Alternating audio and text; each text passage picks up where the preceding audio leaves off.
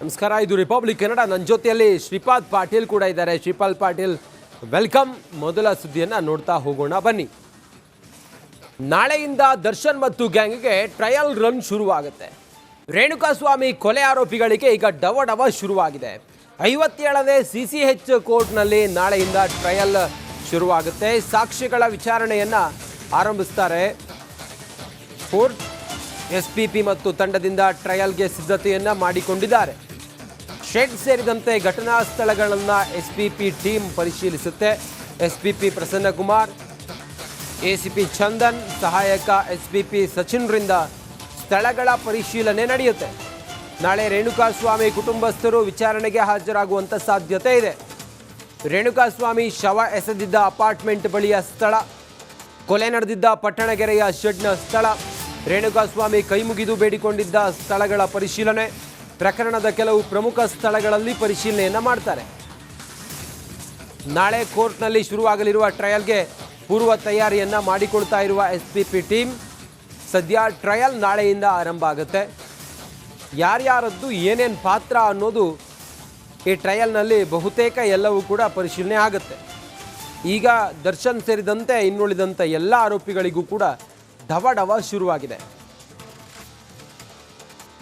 ಹೆಚ್ಚಿನ ಮಾಹಿತಿಯೊಂದಿಗೆ ನಮ್ಮ ಪ್ರತಿನಿಧಿ ಅಭಿಷೇಕ್ ಈಗ ನೇರ ಸಂಪರ್ಕದಲ್ಲಿ ಜಾಯ್ನ್ ಆಗಿದ್ದಾರೆ. ಅಭಿಷೇಕ, ನಾಳೆಯಿಂದ ಟ್ರಯಲ್ ಆರಂಭ ಆಗ್ತಾ ಇದೆ. ಈ ನಿಟ್ಟಿನಲ್ಲಿ ಇನ್ನು ಮುಂದಿನ ಕಾನೂನಿನ ಕಟ್ಟಳೆಗಳು ದರ್ಶನ್ಗೆ ಎಷ್ಟು ಕಠಿಣ ಆಗ್ಬೋದು, ನಾಳೆಯಿಂದ ಹೇಗೆಲ್ಲ ಈ ವಿಚಾರಣೆ ಮತ್ತೊಂದು ಈ ಟ್ರಯಲ್ ಎಲ್ಲ ಹೇಗೆ ಸಾಗಬಹುದು, ಕುತೂಹಲಕಾರಿ ಘಟ್ಟ ಏನಾದರೂ ಈ ಹಂತದಲ್ಲಿ ತಲುಪಬಹುದಾ, ಹೇಗೆ ಅಂತ?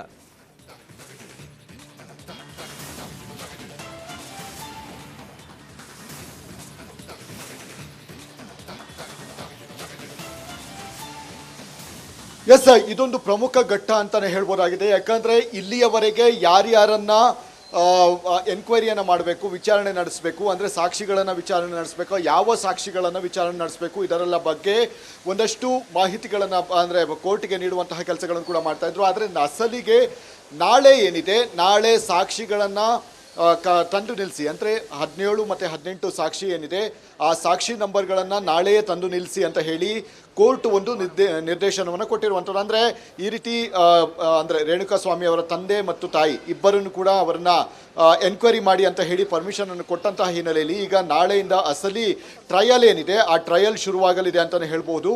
ಇದಕ್ಕೆ ಪೂರ್ವಭಾವಿ ಸಿದ್ಧತೆ ಅನ್ನುವಂತಹ ರೀತಿಯಲ್ಲಿ ಪಟ್ಟಣಗೆರೆ ಶೆಡ್ ಇರಬಹುದು ಮತ್ತು ಶವ ಎಸೆದಿರುವಂತಹ ಸ್ಥಳ ಅಂದರೆ ಆ ಸುಮನಹಳ್ಳಿ ಸರ್ಕಲ್ ಏನಿದೆ ಅಲ್ಲಿ, ಮತ್ತು ದರ್ಶನ್ಗೆ ಮತ್ತು ಗ್ಯಾಂಗ್ಗೆ ನನ್ನನ್ನು ಬಿಟ್ಟುಬಿಡಿ ಅಂತ ಹೇಳಿ ರೇಣುಕಾಸ್ವಾಮಿ ಅಂಗಲಾಚಿ ಬೇಡಿದಂತಹ ಒಂದು ಸ್ಥಳ ಏನಿದೆ ಅದನ್ನು ಖುದ್ದು ಪರಿಶೀಲನೆ ನಡೆಸುವಂತಹ ಒಂದು ಕೆಲಸಗಳನ್ನು SPP ಈಗಾಗಲೇ ACP ಚಂದನ್ ನೇತೃತ್ವದಲ್ಲಿ ಮಾಡಿದ್ದಾರೆ ಅಂತಲೇ ಹೇಳ್ಬೋದು.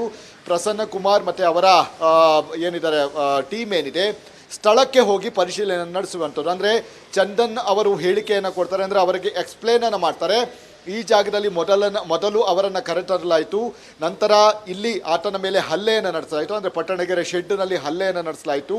ಅಲ್ಲಿ ಅರೆಜೀವವಾಗಿದ್ದಂತಹ ಅಂದರೆ ವ್ಯಕ್ತಿಯನ್ನು ಮತ್ತೆ ಹೊಡೆಯುವಂತಹ ಮುಖಾಂತರ ಸಾಯುವ ಪರಿಸ್ಥಿತಿಗೆ ತರುವಂತಹ ಒಂದು ಕೆಲಸಗಳನ್ನು ಕೂಡ ಮಾಡ್ತಾರೆ. ನಂತರ ಆತ ಯಾವಾಗ ಸಾಯೋದಕ್ಕೆ ಸತ್ತಿದ್ದಾನೆ ಅಂತುವಂತಹ ಒಂದು ವಿಚಾರ ಗೊತ್ತಾಯಿತು, ನೇರವಾಗಿ ಸುಮನಹಳ್ಳಿ ಬಳಿ ಇರುವಂತಹ ಆ ಮೋರಿಯ ಪಕ್ಕದಲ್ಲಿ ಎಸೆಯುವಂತಹ ಒಂದು ಕೆಲಸಗಳನ್ನು ಕೂಡ ಮಾಡ್ತಾರೆ. ಅಂದರೆ ಇಷ್ಟೆಲ್ಲವನ್ನು ಕೂಡ ಎಕ್ಸ್ಪ್ಲೈನ್ ಮಾಡಿ ಮತ್ತು ಅದು ನಡೆದಂತಹ ಒಂದು ಸ್ಥಳ ಏನಿದೆ ಆ ಸ್ಥಳದ ವಿವರಣೆಗಳನ್ನು SPP ಅವರಿಗೆ ನೀಡುವಂತಹ ಒಂದು ಕೆಲಸಗಳನ್ನು ಕೂಡ ಮಾಡ್ತಾರೆ. ಹೀಗಾಗಿ ಇದು ಪ್ರಾಥಮಿಕ ಹಂತ, ಅಂದರೆ ಪ್ರಮುಖ ಘಟ್ಟ ಕೂಡ ಹೌದು, ಪ್ರಾಥಮಿಕ ಹಂತ, ಅಂದರೆ ಈ ರೀತಿ ಮೊದಲ ಅಂತಲೇ ಹೇಳ್ಬೋದಾಗಿದೆ. ನಾಳೆಯಿಂದ ಅಸಲಿಗೆ ರೇಣುಕಾಸ್ವಾಮಿ ತಂದೆ ತಾಯಿ ಯಾವ ರೀತಿ ಸ್ಟೇಟ್ಮೆಂಟ್ಗಳನ್ನು ಕೊಡ್ತಾರೆ, ಅಂದರೆ ಕೋರ್ಟಿಗೆ ಯಾವ ಸ್ಟೇಟ್ಮೆಂಟನ್ನು ಕೊಡ್ತಾರೆ ಅನ್ನುವಂಥದ್ದು ಕೂಡ ಕುತೂಹಲಕ್ಕೆ ಎಡೆ ಮಾಡಿಕೊಟ್ಟಿದೆ ಅಂತಲೇ ಹೇಳ್ಬೋದಾಗಿದೆ. ಅಂದರೆ ಈ ಹಿಂದೆ ಟ್ರಯಲ್ ನಡೆದಂತಹ ಸಂದರ್ಭದಲ್ಲಿ ಪ್ರಮುಖವಾಗಿ ಅವರಿಬ್ಬರನ್ನು ಯಾಕೆ ನೀವು ಮೆನ್ಷನ್ ಮಾಡಿ ಇದನ್ನು ಮಾಡ್ತೀರಿ, ಅಂದರೆ ಅವರನ್ನೇ ವಿಚಾರಣೆ ಮೊದಲು ನಡೆಸಬೇಕು ಅನ್ನುವಂತಹ ರೀತಿಯಲ್ಲಿ ಯಾಕೆ ಮೆನ್ಷನ್ ಮಾಡ್ತೀರಾ ಅಂತ ಹೇಳಿ ದರ್ಶನ್ ಪರ ವಕೀಲರೇನಿದ್ದಾರೆ ಅವರು ಸತತವಾಗಿ ಸುದೀರ್ಘವಾದಂತಹ ಒಂದು ವಾದವನ್ನು ಮಂಡಿಸಿದರು. ಆದರೆ ಇದೆಲ್ಲವನ್ನು ಕೂಡ ಪರಿಶೀಲನೆ ನಡೆಸಿದಂತಹ ಸಂದರ್ಭದಲ್ಲಿ ಸಹಜವಾಗಿಯೇ ನಮಗೆ ಇವರ ಒಂದು ರೆಕಾರ್ಡ್ ಆಗುವಂತಹ ಪ್ರಮುಖ ಅಂಶಗಳು, ಅಂದರೆ ರೇಣುಕಾಸ್ವಾಮಿ ತಂದೆ ತಾಯಿ ಏನಿದ್ದಾರೆ ಅವರ ಸ್ಟೇಟ್ಮೆಂಟ್ ಮೊದಲು ರೆಕಾರ್ಡ್ ಆಗಬೇಕು ಅಂತ ಹೇಳಿ SPP ಪ್ರಸನ್ನ ಕುಮಾರ್ ಅವರು ಅವರು ಒಂದು ವಾದವನ್ನು ಮಾಡ್ತಾರೆ. ಅಂದರೆ ಇಲ್ಲಿ ಅವರ ರೆಕಾರ್ಡ್ ಆದಂತಹ ಸಂದರ್ಭದಲ್ಲಿ ಅವರ ಬೇಸ್ ಮೇಲೆ, ಅಂದರೆ ಅವರ ಹೇಳಿಕೆಯ ಬೇಸ್ ಮೇಲೆ ಉಳಿದ ಟ್ರಯಲ್ಗಳು ಏನಿದೆ, ವಾದ ಪ್ರತಿವಾದಗಳೇನಿದೆ ಅದು ಮುಂದುವರಿಯುತ್ತೆ. ಯಾಕಂದರೆ ಮೊದಲು ಅವರಿಗೆ ಹೇಳ್ತಾ ಅಂದರೆ ಅವರು ಎಲ್ಲಿ ಕೆಲಸ ಮಾಡ್ತಾ ಇದ್ದ, ಮತ್ತು ಆತನ ಬಿಹೇವಿಯರ್ ಹೇಗಿತ್ತು, ಮತ್ತು ಅಂದಿನ ದಿನಗಳ ಅಲ್ಲಿ ಆಗಿದ್ದೇನು, ಅಂದರೆ ರೇಣುಕಾಸ್ವಾಮಿ ಅವರಿಗೆ, ರೇಣುಕಾಸ್ವಾಮಿಯ ತಂದೆ ತಾಯಿ ಅವರಿಗೆ ವಿಚಾರ ಹೇಗೆ ಮುಟ್ಟಿಸ್ತು, ಅಂದರೆ ಈ ರೀತಿಯಾದಂತಹ, ಅಂದರೆ ಈ ಒಂದು ಕ್ರಿಮಿನಲ್ ಕಾನ್ಸ್ಪಿರಸಿ ಬಯಲಾಗಿದ್ದು ಹೇಗೆ ಅನ್ನುವಂತಹ ನಿಟ್ಟಿನಲ್ಲಿ ಕೂಡ ಅವರನ್ನು ವಿಚಾರಣೆ ನಡೆಸಿ ಅವರ ಸ್ಟೇಟ್ಮೆಂಟ್ಗಳನ್ನು ವಿಡಿಯೋ ರೆಕಾರ್ಡ್ ಮಾಡುವಂತಹ ಮುಖಾಂತರ ಕೋರ್ಟ್ ತಮ್ಮ ಒಂದು ಸುಪರ್ದಿಗೆ ತೆಗೆದುಕೊಳ್ಳುತ್ತೆ. ನಂತರದ ದಿನಗಳಲ್ಲಿ ಯಾವ ಸಾಕ್ಷಿಗಳನ್ನು ಕರೆಸಬೇಕು, ಮತ್ತು ಆ ಸಾಕ್ಷಿಗಳನ್ನು ಯಾವ ದಿನಾಂಕದಲ್ಲಿ ಅವರನ್ನು ವಿಚಾರಣೆಯನ್ನು ನಡೆಸಬೇಕು, ಅದೆಲ್ಲದರ ಒಂದು ನಿಗದಿ ಮಾಡುವಂತಹ ಒಂದು ಕೆಲಸಗಳನ್ನು ಕೂಡ ಮಾಡ್ತಾರೆ. ಅಂದರೆ ಮುಂದಿನ ದಿನಗಳಲ್ಲಿ ಕೋರ್ಟ್ ನಿಗದಿ ಮಾಡುತ್ತೆ. ಹೀಗಾಗಿ ನಾಳೆಯಿಂದ ಅಸಲಿ ಒಂದು ವಿಚಾರಣೆ ಶುರುವಾಗಲಿದೆ.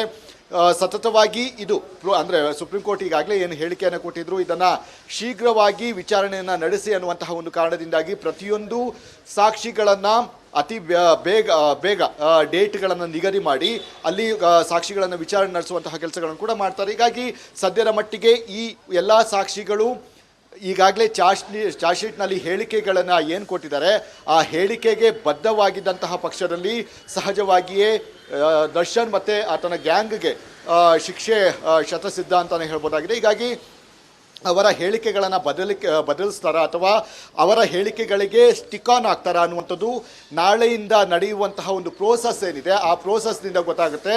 ಹೀಗಾಗಿ ಸದ್ಯದ ಮಟ್ಟಿಗೆ ಪೊಲೀಸ್ ಇಲಾಖೆ ಏನಿದೆ ಈ ಒಂದು ಪ್ರಕರಣಕ್ಕೆ ಬೇಕಾದಂತಹ ಎಲ್ಲ ಸಂಪೂರ್ಣ ಸಾಕ್ಷಿಗಳನ್ನು ಕಲೆ ಹಾಕಿರುವಂಥದ್ದು, ಅಂದರೆ ಪಿನ್ ಟು ಪಿನ್ ಏನು ಎವಿಡೆನ್ಸ್ಗಳು ಏನು ಹೇಳಲಾಗುತ್ತೆ, ಸಾಂದರ್ಭಿಕ ಸಾಕ್ಷಿಗಳು, ಟೆಕ್ನಿಕಲ್ ಎವಿಡೆನ್ಸ್ಗಳು ಮತ್ತು ಮಾಫಿ ಸಾಕ್ಷಿಗಳು, ಇದೆಲ್ಲವನ್ನು ಕೂಡ ಪರ್ಫೆಕ್ಟಾಗಿ ಮಾಡಿರುವಂತಹ ಕಾರಣದಿಂದಾಗಿ ಇದೊಂದು ಪರ್ಫೆಕ್ಟ್ ಚಾರ್ಜ್ ಶೀಟ್ ಅಂತ ಅನ್ನಿಸಿಕೊಳ್ಳುತ್ತೆ.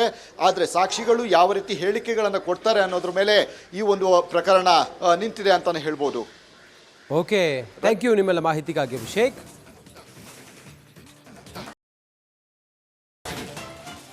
ನಮಸ್ಕಾರ, ಇದು ರಿಪಬ್ಲಿಕ್ ಕನ್ನಡ. ನನ್ನ ಜೊತೆಯಲ್ಲಿ ಶ್ರೀಪಾದ್ ಪಾಟೀಲ್ ಕೂಡ ಇದ್ದಾರೆ. ಶ್ರೀಪಾದ್ ಪಾಟೀಲ್, ವೆಲ್ಕಮ್. ಮೊದಲ ಸುದ್ದಿಯನ್ನು ನೋಡ್ತಾ ಹೋಗೋಣ ಬನ್ನಿ. ನಾಳೆಯಿಂದ ದರ್ಶನ್ ಮತ್ತು ಗ್ಯಾಂಗ್ಗೆ ಟ್ರಯಲ್ ರನ್ ಶುರುವಾಗುತ್ತೆ. ರೇಣುಕಾಸ್ವಾಮಿ ಕೊಲೆ ಆರೋಪಿಗಳಿಗೆ ಈಗ ಡವ ಶುರುವಾಗಿದೆ. 57ನೇ CCH ಕೋರ್ಟ್ನಲ್ಲಿ ನಾಳೆಯಿಂದ ಟ್ರಯಲ್ ಶುರುವಾಗುತ್ತೆ. ಸಾಕ್ಷಿಗಳ ವಿಚಾರಣೆಯನ್ನು ಆರಂಭಿಸ್ತಾರೆ. ಕೋರ್ಟ್ SPP ಮತ್ತು ತಂಡದಿಂದ ಟ್ರಯಲ್ಗೆ ಸಿದ್ಧತೆಯನ್ನು ಮಾಡಿಕೊಂಡಿದ್ದಾರೆ. ಶೆಡ್ ಸೇರಿದಂತೆ ಘಟನಾ ಸ್ಥಳಗಳನ್ನು SPP ಟೀಮ್ ಪರಿಶೀಲಿಸುತ್ತೆ. SPP ಪ್ರಸನ್ನ ಕುಮಾರ್, ACP ಚಂದನ್, ಸಹಾಯಕ SPP ಸಚಿನ್ರಿಂದ ಸ್ಥಳಗಳ ಪರಿಶೀಲನೆ ನಡೆಯುತ್ತೆ. ನಾಳೆ ರೇಣುಕಾಸ್ವಾಮಿ ಕುಟುಂಬಸ್ಥರು ವಿಚಾರಣೆಗೆ ಹಾಜರಾಗುವಂಥ ಸಾಧ್ಯತೆ ಇದೆ. ರೇಣುಕಾಸ್ವಾಮಿ ಶವ ಎಸೆದಿದ್ದ ಅಪಾರ್ಟ್ಮೆಂಟ್ ಬಳಿಯ ಸ್ಥಳ, ಕೊಲೆ ನಡೆದಿದ್ದ ಪಟ್ಟಣಗೆರೆಯ ಶೆಡ್ನ ಸ್ಥಳ, ರೇಣುಕಾಸ್ವಾಮಿ ಕೈಮುಗಿದು ಬೇಡಿಕೊಂಡಿದ್ದ ಸ್ಥಳಗಳ ಪರಿಶೀಲನೆ, ಪ್ರಕರಣದ ಕೆಲವು ಪ್ರಮುಖ ಸ್ಥಳಗಳಲ್ಲಿ ಪರಿಶೀಲನೆಯನ್ನು ಮಾಡ್ತಾರೆ. ನಾಳೆ ಕೋರ್ಟ್ನಲ್ಲಿ ಶುರುವಾಗಲಿರುವ ಟ್ರಯಲ್ಗೆ ಪೂರ್ವ ತಯಾರಿಯನ್ನು ಮಾಡಿಕೊಳ್ತಾ ಇರುವ SPP ಟೀಮ್. ಸದ್ಯ ಟ್ರಯಲ್ ನಾಳೆಯಿಂದ ಆರಂಭ